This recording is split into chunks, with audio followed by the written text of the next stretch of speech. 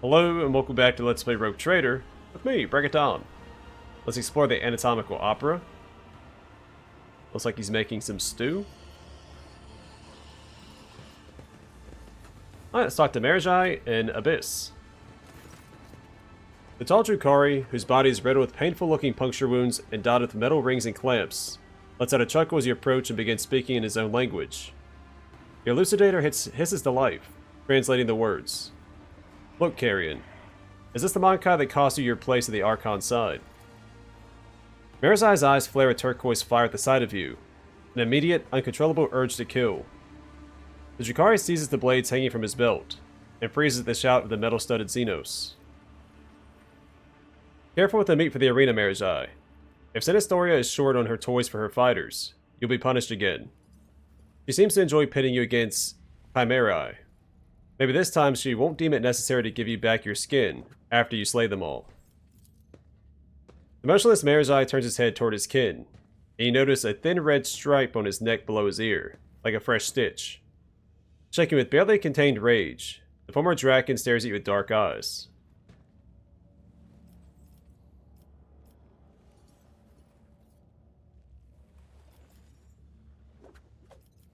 Address Abyss. Soon you rabble with the champions of the local arena. Abyss frowns at the sound of the elucidator and turns away from you dismissively, exchanging a few words with the witch standing next to him. The mocking laughter and haughty looks in your direction leave no doubt about the subject of their conversation.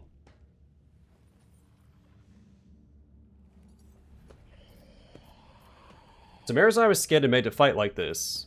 Well, that is a balm to my heart, and also a delight to my eyes, where something was stirring a while ago, was still stirring. Despite the impotent rage on his face, Marajai manages a sarcastic chuckle. Something wriggling in your eye.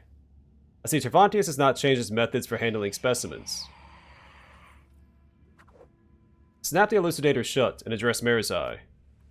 Your kin do not seem overly fond of you.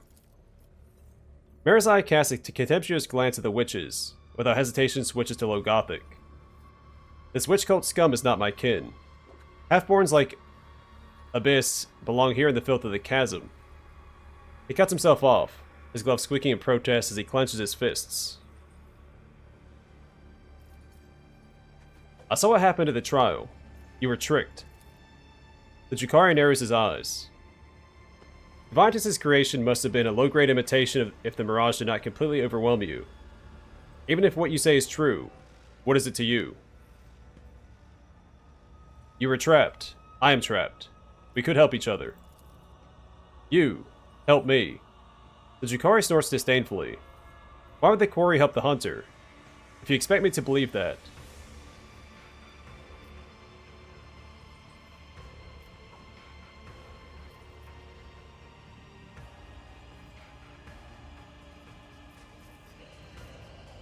You've caused so much trouble for my protectorate that the only fitting punishment is to drag you out of Camorra alive, so you may pay your debt to me.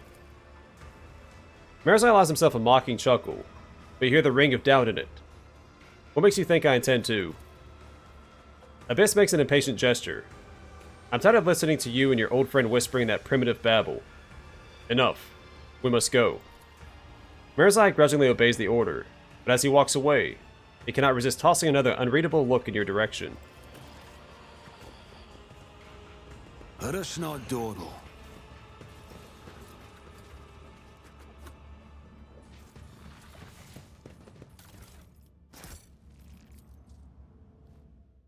The dead Lasrex's hide and flesh have been burnt to the bone.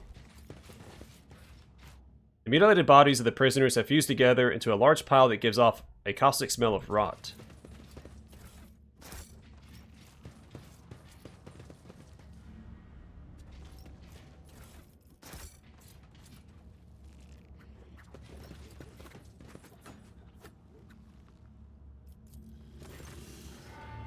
The floor of the cage is littered with corpses, their arms sticking out between the bars and their pale faces pressed against the cold metal. Above them stands Kibellah, frozen between two female figures. She listens to their sinister whispers, her arms hanging limply. You're nothing but a weapon designed to spill blood. You have no will of your own, unless you cannot resist him. Admit it. He has sullied you, shattered you. You're an unholy imitation. You should have accepted this by now. Examine the cage. Each corpse has 1 or 2 brutal and disputably lethal wounds. A pierced heart, a slashed throat, a black void instead of an eye socket. Each body, both living and dead alike, has the same face. Kibellah's face. Examine the figure standing next to Kibellah. Both figures have her face, and yet there is no mistaking one for the other. One of them is twisted into a still, mask-like grimace of loathing. It rasps as if ripping its own throat apart. You were created to serve as a tool. You do not have the capacity to oppose the hand that commands you. That is why, sooner or later, you will succumb. The other wears a smile, both mocking and pained at once. Like the first figure, this one seems unable to rid itself of its expression. You are ruined. That is why the Undying One refuses to take you away. Now you are prey for the wicked, their plaything. After getting a better look at the doppelgangers, you notice faint scars on their skin left by the scalpel that has transformed their appearance. Subtle as their sculptor's handiwork may be, it does not stand up to your scrutiny, more likely, Irliot's. What happened here? Stay away, Daman. I've been corrupted. The blasphemer said you were dead. This worthless blade had failed you, and all it could do was to break itself against the bones of its enemies to wash away the shame. I fought them. I forced them to take my life, but the Dark Flesh Carver, he committed an atrocity. He has spurned death itself. Whenever I received a mortal wound, he would wrest my fading soul from his hands. He mended my wounds, made my heart beat once more, kindled my consciousness a moment before it could be extinguished forever, and he did it again and again and again. Every time I found myself upon death's threshold, he claimed a part of my soul to create this. Kibellah gestures to her copies. Unhallowed replicas. My soul is mutilated, and I'm a mockery of what I once was. And I can't fight. Not anymore. Not even the most skillful among the blasphemous Xenos could fracture the soul of one of his servants. The homunculus is playing a mind game with Kibellah by convincing her that his puppets are all parts of her. In truth, it is merely an intricate deception. Address the doppelgangers. Your fabrications. Who were you before the homunculus changed you? Why do you play along with his deception? We are her. We are shards of a soul that is crushed and cursed. Do you not recognize your servant in her new form, Daman? The wicked spawn never stops grinning brazenly. The other doppelganger, grimacing angrily, nods at Kibellah with contempt. Do you think she is cleaner than us, Daman? She is broken. Nothing could shake the Kibellah you knew. Before you was a warped imitation of who she was. Repulsive. Tainted. Gesture at Kibellah. I'm taking you away from here. Before Kibellah can say anything, a furious copy hisses. You will not endanger the Daman. You've been in the homunculus's hands for too long. You do not know how much control he has gained over you. What if you turn out to be his instrument and not that of the Daman in a critical moment? What if this is a trap? A poisoned gift? The other devil laughs and points at the dead bodies. The true Kibellah lies among these corpses.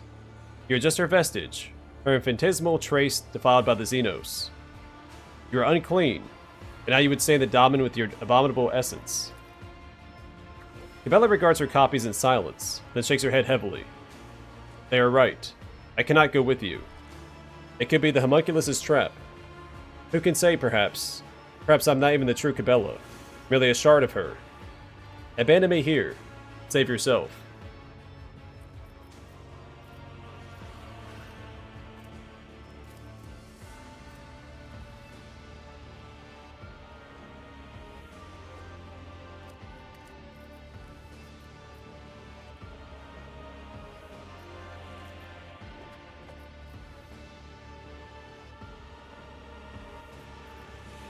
I guess we can try this one. Raise your voice at the doppelgangers. If you do not stop lying to her, I'll show you that I know more about torture than Tervantias. The doppelgangers respond with a furious growl and disdainful laughter. Kibellah's head drops lower. You're mistaken, Daman. They do not lie. They are me. The Undying One is testing you, and what do? Show doubt and disgrace yourself. Kibella's voice cuts through the darkness, quivering with anguish. But the tenets command us to protect you, even from ourselves. For we're the fruit of the Xenos' dark knowledge. Trust me, I can see that you're the true Kibellah, my devoted ally. Kibellah shakes her head forlornly. I do not believe you, Daman. Your asserted knowledge is just a veiled hope. I would try this one. Tervantias is toying with your mind. They're his fake creations, and your soul is untouched. He wants you to believe that he holds limitless power over you. I want to believe your words, and that is proof of my weakness, my corruption. I do not wish to besmirch my master's name further with my unworthiness. You must disown me, Daman. Alright. Shame I don't get to see this time. Alright, I order you to kill these abominations and join me. This will get Shattered World. All characteristics except weapon skill reduced by 10. The shock that Kibellah suffered as Tervantias' prisoner has left an indelible mark on her mind. It'll take some time for this horror to fade away.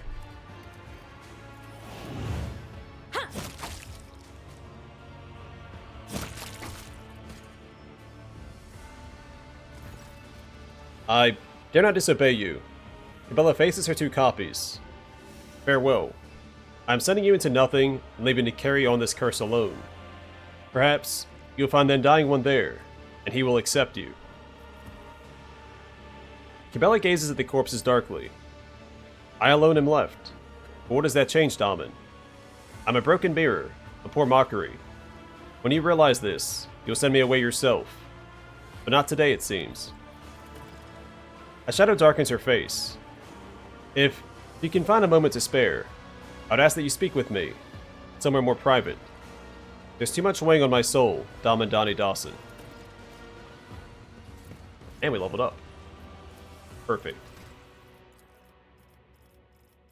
Alright, weapon skill for my main character. And I don't get the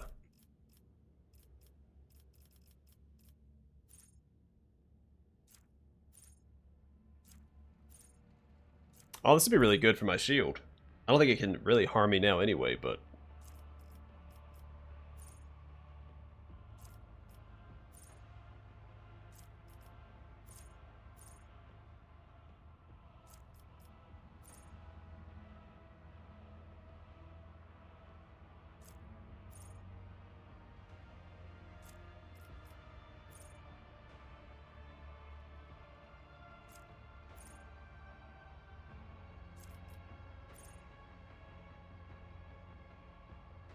also seems pretty good. Let's go do Fires of the Forge. Forge World characters gain 8 deflection against the burning effect and flame weapons.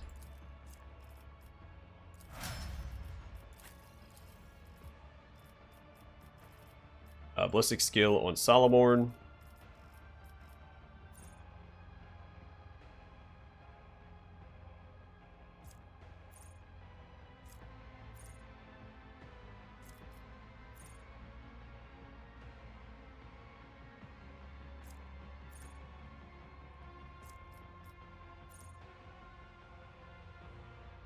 I do Integrity. While at full wounds, the soldier has 10 ballistic or plus 10 ballistic skill and plus 2 MP.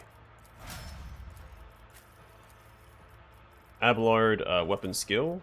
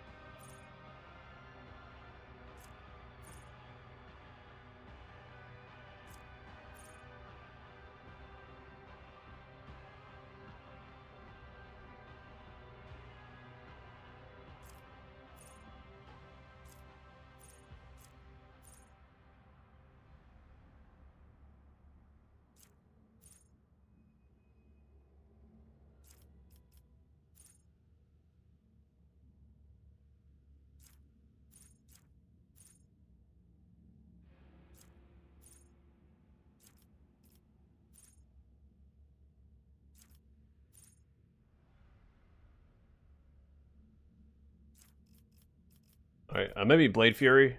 Flurry, not Fury. Each use of slash increases the damage dealt by slash by +1 until the end of combat. Ballistic skill for Owlcat.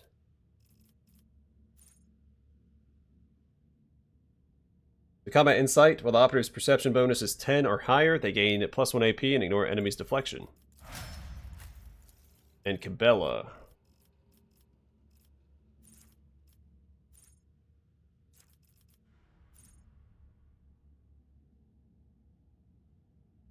Vital points, whenever the character scores a critical hit, they have a chance to increase their critical damage bonus by half. That chance is equal to character's critical hit chance minus 50.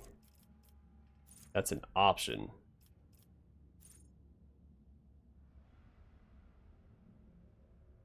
Oh, that seems pretty good too. Tipping point. The character's dodge reduction and armor penetration are increased by 10% of their critical hit chance. I'm going to grab that.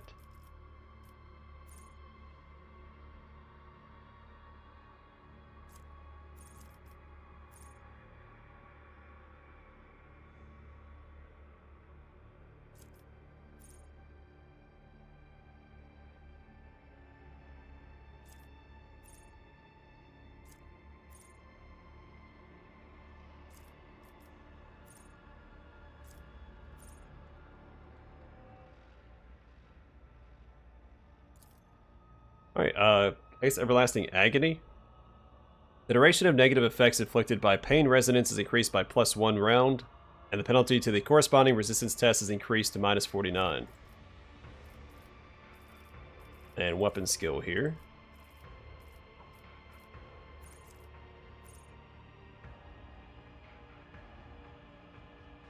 Yeah, balancing on the edge. The Blade Dancer can use both the Desperate Measure and a Heroic Act in the same combat, but not in the same round. Whenever the Blade Dancer uses a Desperate Measure, they gain +10 weapon skill and +3 resolve. Access to 2 heroic actions or Desperate Measures is really good. The chute sends spent materials to the corpse dump. Materials such as you. I always have a backup plan. Ulfar, we'll deal with him in a moment. Way out.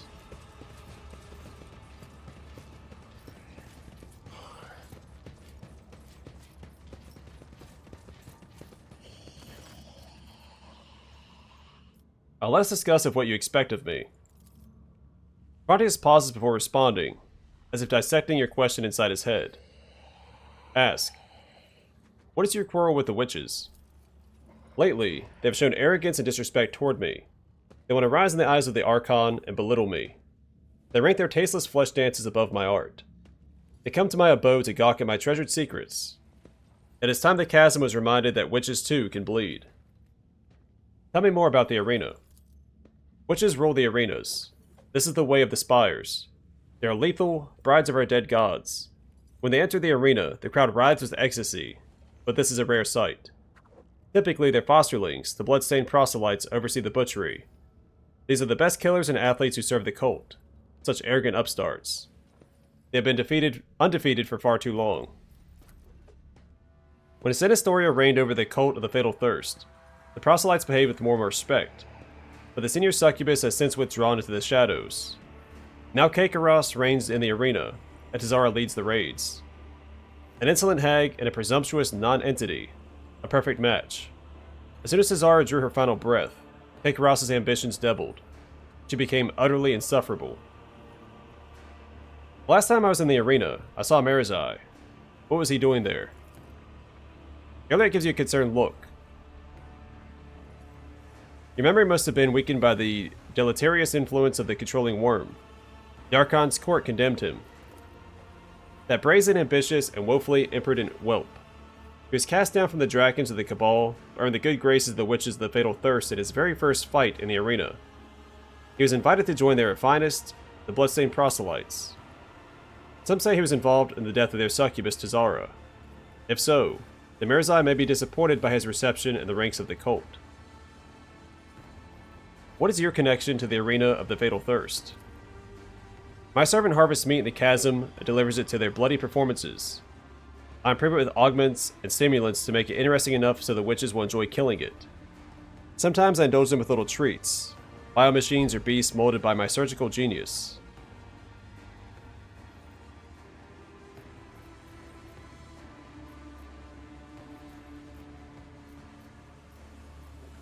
You must be the most powerful Drukhari in the chasm. The homunculus smirks. Not just the chasm. The entire Kibellah of the Reaving Tempest depends on my augments and essences, which is how I secured the chasm as my domain. Here I never lack for subjects, or spare parts. I see. You can hear patience creaking in Tervantias' voice as he says, "Have you enough information now, specimen?"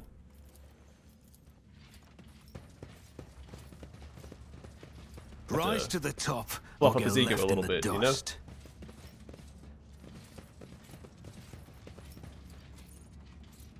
The bars of the cage are sturdy enough to stop a tank, or the fury of a post-human. Oh, to see them cut down.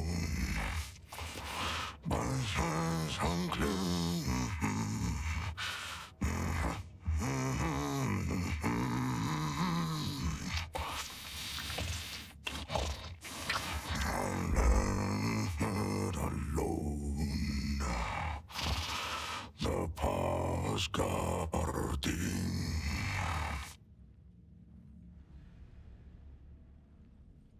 Singing softly under his breath, the man of enormous proportions is intently stripping raw meat from a bone with his teeth. His unwashed red hair is falling into his face, his beard is matted and blood-stained, and the aforementioned teeth look more like fangs than any human equivalent. A less knowledgeable person might not recognize this giant humanoid, but you're well aware that this is a space marine, an angel of the Emperor. His body is covered in primitive scar tattoos, many of which eludes you.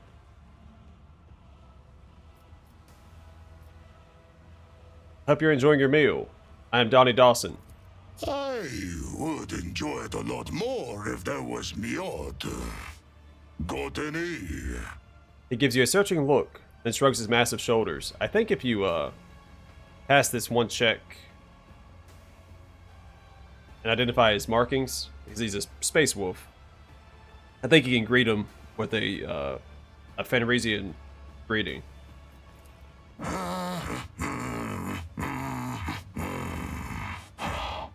What do you want? Picking a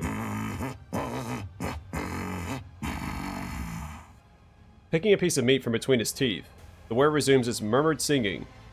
Between the lines of his song, he tosses out. Study the man. The huge body with straggly, overgrown red hair perfectly suits the deep, chilling voice of this man, or of this beast in the guise of a man. Tribal scar-like tattoos cover his chest, arms, and back, and you glimpse intricate braids on his massive unwashed hair. His body bears so many pale scars that you cannot count them all, and muscles bulge beneath his skin like boulders. He looks like a statue carved from stone. It is clear that captivity has sapped this prisoner of none of his physical power. Your assessment is confirmed when you spot the remains of a Drukhari and the pile of carrion at his feet, likely one of the homunculus' servants. The Drukhari's flesh appears to be making a fine snack for your new acquaintance. Who are you? I am a wolf. At first glance, the man does not strike you as possessing great intellect. He is clearly more accustomed to mauling and killing than thinking, but you detect a certain shrewdness in his eyes. After looking you over, he says shortly, "How did you come to be here?" My pack answered the Inquisition's call and came to the Coronis Expanse. There was a battle, and then the young wolves yearning to be meat for their brotherlings. To a feast of bolters they went out roving. Though they were but few, one long fang with them went loping. Not to see them cut down by scythes unclean. The pups he sent scattering, and there stood alone the paths guarding. For a foe he long spied, one worthy among unworthy. The song of swords singing, they clashed with clamor and skill, until stood the old wolf upon the bones. Then, by the birds of battle, was he brought down.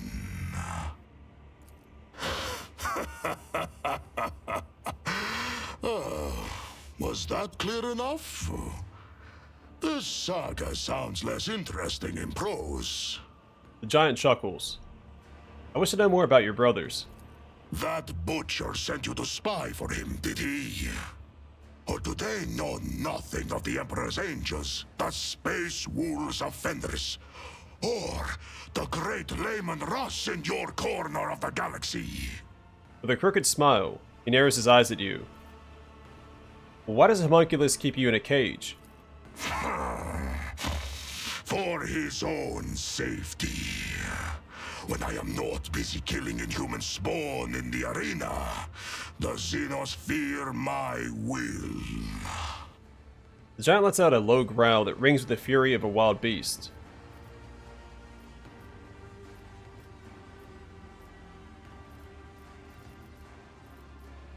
I want to help you. Who are you to offer me help? You stink of Xenos.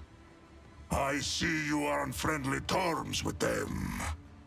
You are not sitting in a cage, and you smell of someone else. Someone spiteful and cunning. You cannot help me.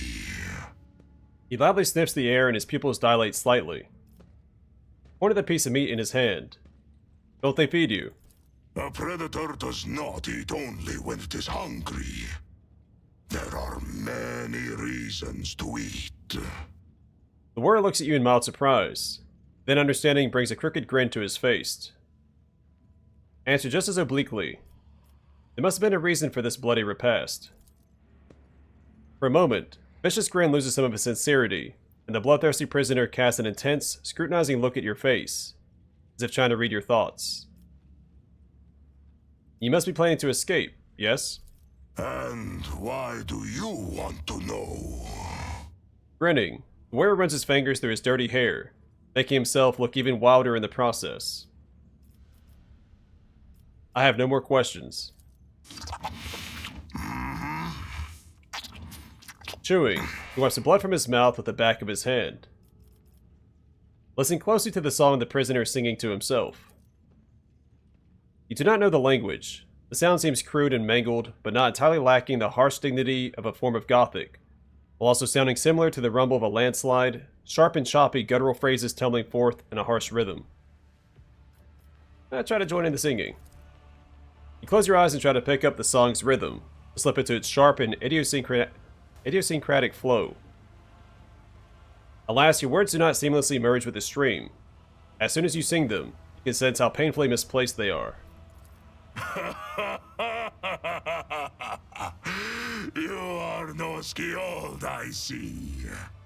It is not for your fireside verses that your friends esteem you, I wager. The red-haired warrior finishes his song and laughs sarcastically. A warrior such as you could prove useful to me. To get what you want, you will have to convince two very headstrong individuals. Me and my captor. That claw-handed Xenos. With narrowed eyes, he says weightily, "Step away from the cage." Keep your wits about you.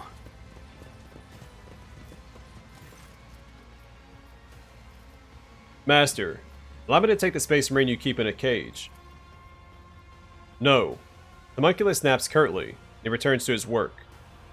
Noticing that you're still waiting for something, he hisses irritably, still not taking his eyes off the experiment. You wish to continue wasting my time with your pathetic pleading and whining, specimen. Then you know the price. Pay up or get out. I have nothing to pay you with but my own flesh. Please accept it as a gift. Tervantias thinks for a moment. Your tissues are of little interest to me. You're a rather unremarkable piece of meat, Monkai. However, luckily for you, happen to be in need of a fresh spinal cord sample.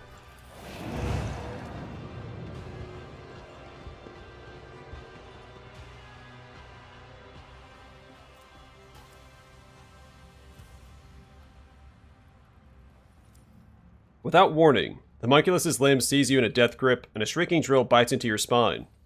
You want to scream, but you cannot. Your throat convulsively constricts in agony, preventing you from drawing a single breath. Your jaw twitches, clenching and unclenching with such force that you nearly bite off your tongue. Thus, when you think you cannot take any more, Tervantias extracts the drill bit with a squelching crunch and closes the wound with some kind of staples and needles. We got Obedient Specimen. Every movement and breath reveals new shades of intolerable pain. All you can do is grit your teeth and conquer it, as an obedient specimen should. Obedient Specimen. So be it. You've earned a few minutes of my attention. The answer is still no. This particular Monkai specimen has phenomenal parameters. I previously studied 2 other specimens of the same breed, but have yet to untangle their genetic secrets. He also performs well enough in the arena. I will not part with the last specimen.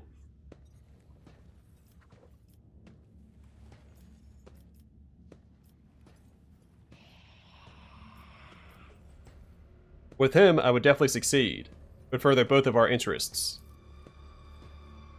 Tervantias narrows his eyes. If you are so helpless, then what use was there in letting you live? If you do not release the Emperor's Angel, his retribution shall fall upon you, Xenos. Was that a threat? I struggle to follow your kind's pitiful metaphors, especially those that are supposed to sound threatening. You're simply incapable of inspiring fear. If that was an attempt at intimidation, I remain unshaken. Surely it is dangerous to keep such a prisoner in your abode. What if he escapes and comes for your head? The homunculus scoffs. Do you truly think some Monkai can frighten me? His body may be strong, but his mind is simple, and therefore he is no more difficult to keep under control than any other member of your species. The loss of some Monkai could never impede the work of a mind as great as yours. Perhaps the genetic subtype of all 3 specimens was defective, and this is the cause of my limited success. In that case, the loss of this specimen would not be significant. I recommend pain as a means of pacification, and you can take his armor. I found it entirely unintriguing. Tervantias hands you a bone key. A key made of osseous substance covered in myriad of tiny spikes. It can only be used if fed with the right type of blood. Looks imperial. Is there money to be made? Oh, walked right past him.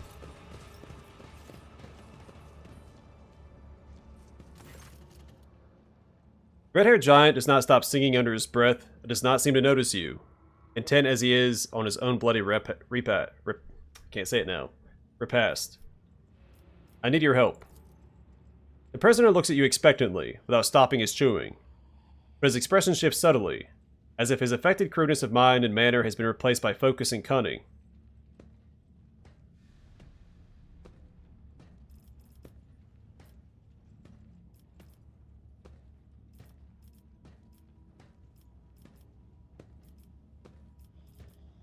I'm planning an escape. Are you with me? Why would I be? You are a stranger. How can I trust you? You could be an enemy. Worse, you could be an idiot. He clicks his tongue. We're both servants of the Emperor. Want to help each other in this perilous place. Do you serve the Emperor? Or are you a puppet with the hand of that Xenos butcher up your arse? How am I to know whose words you speak? Yours or his? How am I to know what plot you're trying to draw me into? The warrior raises his eyebrows. Don't you want to slay Xenos with me? Why didn't you say that at the start? What did you expect? Did you think you would waft the scent of slaughter under the bloodthirsty killer's nose, and it would rush off to do your bidding? His expression of dull savagery then changes to a mocking grin. Puff up your chest. You, warrior, have the honor of standing shoulder to shoulder with a true hero of the Imperium. A true hero?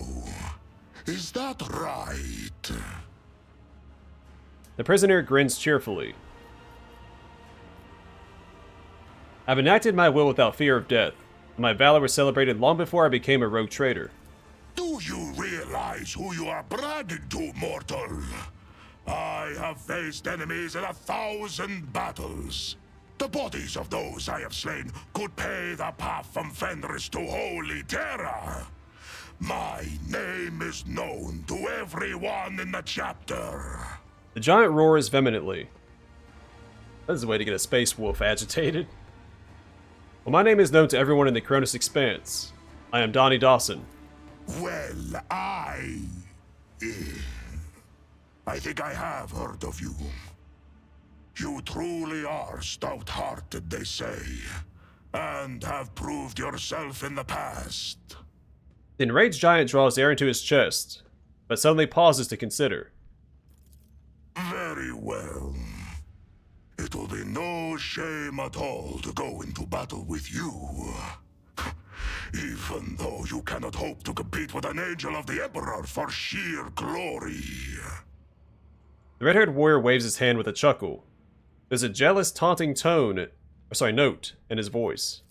It seems Tervantias is not as clever as he likes to appear if he's letting me out of the cage. The joke is on him. Good steel I have already, but if we are going hunting, I will need my wolf skin. He rolls his huge shoulders and you hear his joints crack loudly. He lifts his battle knife from the floor, decorated with scarlet runes. It seems to be his last surviving possession. Weighing it in his hand and wearing a skeptical frown, the wolf says, What did you say your name was? Throwing back his head, he lets out a blood-chilling howl, one that contains the deranged mirth of evil spirits dancing on an icy cliff. A predatory grin blooms on his face.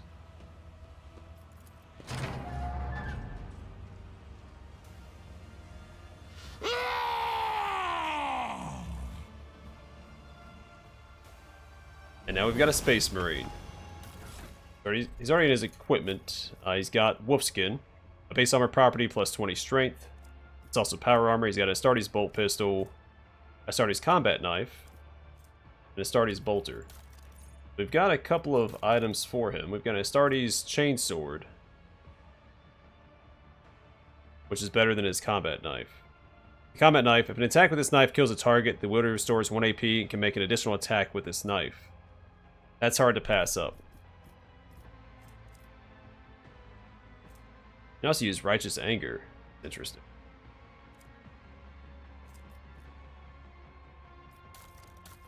Alright, we also have a helmet for him.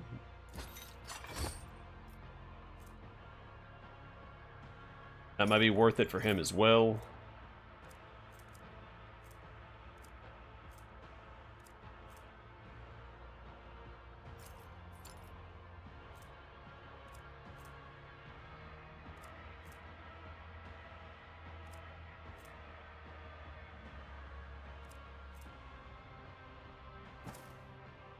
What does he have equipped?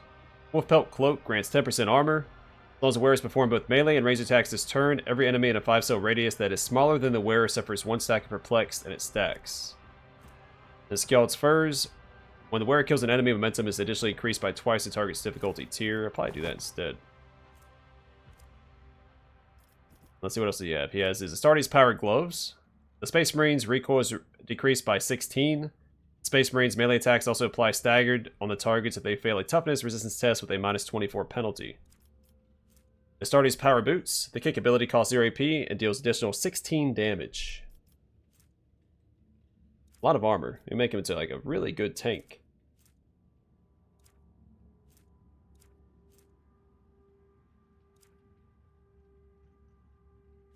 I guess that'll do for now. I have another item to give him that he can actually use. I think we'll level him up next time. I don't know if I've mentioned it before, but Space Wolves are my favorite faction in Warhammer 40,000. What I'll do is I'll put us both up front like that. Actually, I should put him on the flank. The problem with Ulfar is he can be hard to maneuver because he's so large.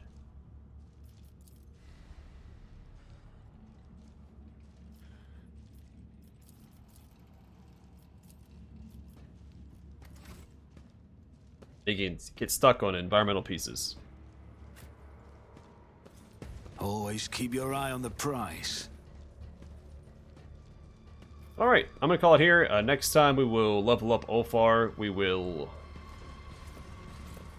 probably return to the pit and speak to both Ulfar and Kibellah. There's something else. Oh, we're going to go back to the Mangled sector. Because we have a full party. Last time I did it with, I think, 3 people. Maybe it was only 2. Either way, it was not a pretty fight. This time it should go a little better. But either way, for now, thanks for watching. Hope to see you guys in the next one.